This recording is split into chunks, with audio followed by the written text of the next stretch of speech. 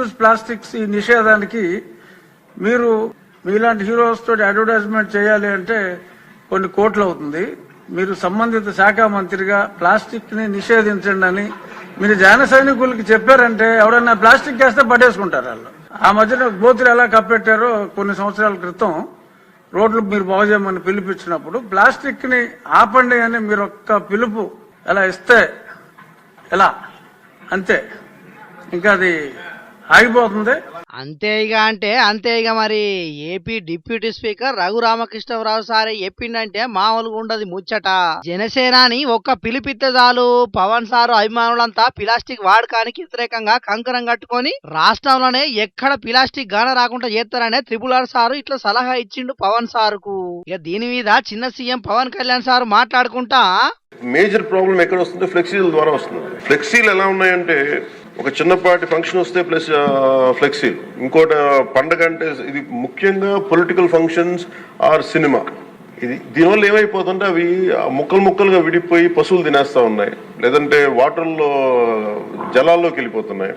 ఇది ఒక పెద్ద ఇష్యూ అయిపోయింది. అందుకని మీ ద్వారా గౌరవ శాసనసభ్యులు కూడా ముందు గౌరవ ప్రజాప్రతినిధులు కనుక నిజంగా కొంత పాటించగలిగితే, అంటే ఫ్లెక్సీలు కూడా బయోడిగ్రేడబుల్, ఒకసారి ఫ్లెక్సీలని గత ప్రభుత్వం కూడా బ్యాన్ చేయడానికి ప్రయత్నం చేసింది. అది ఒక ఎంప్లాయ్మెంట్ ఇష్యూ అవుతుంది. చాలా మంది దాని మీద ఆధారపడిన వ్యక్తులు ఉన్నారు. అవుసారు కరువు అంటే కప్ప కోపం, ఇడువు అంటే పాము కోపం అన్నట్టే ఉంటది ముచ్చట.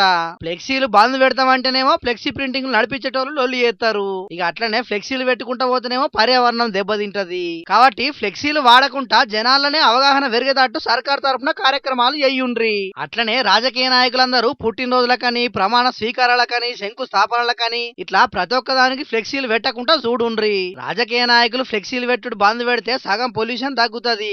పోనీ అట్లా ఫ్లెక్సీలు పెట్టిన వాళ్ళు కార్యక్రమం అయిపోయినాక తీస్తారా అంటే లే, అవి చీకుడం బట్టి చినిగిపోయి ముక్కలు ముక్కలయ్యేదాకా అట్లనే ఉంటాయి. ఇక ముక్కలు గాలి కొట్టుకపోయి మురికాలువలనో చెత్త కుప్పలనో పోయి పడతాయి. మురికాల వల్ల పడితేనేమో వాన నీళ్ళకి అడ్డం పడి వరదలత్తాయి. చెత్త కుప్పల పడితేనేమో పశువులు తిని ఆగమవుతున్నాయి. కాబట్టి పబ్లిక్ ఇప్పటికైనా ప్లాస్టిక్ వాడకం మీద జర ఆలోచన చేయుండ్రి. ఈ భూమి మీద మనమే కాదు మన తర్వాతి తరాలు కూడా సంతోషంగా బతకాలి. కాబట్టి జర పర్యావరణాన్ని కాపాడుతందుకు మీ వంతుగా మీరు కూడా ఓ చెయ్యి.